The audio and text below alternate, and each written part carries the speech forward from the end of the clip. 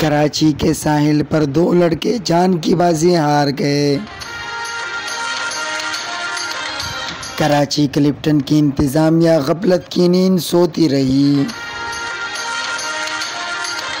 بسم اللہ الرحمن الرحیم۔ السلام علیکم۔ انتہائی افسوسناک خبر سے آپ کو آگاہ کرتے چلیں کہ کراچی کے ساحل پر 2 لڑکے ڈوب گئے، جن میں سے ایک نوجوان کی لاش نکال لی گئی ہے۔ ڈوبنے والے لڑکوں دانیال اور سونو کے ماموں نے مقامی نیوز سے گفتگو میں کہا کہ لڑکوں کی جان بچائی جا سکتی تھی۔ کلفٹن انتظامیہ کو اطلاع دی تھی، لیکن انتظامیہ نے فوراً ایکشن نہیں لیا۔ دریائے ستلج بھی 3 کمسن بہن بھائیوں کو لے ڈوبا۔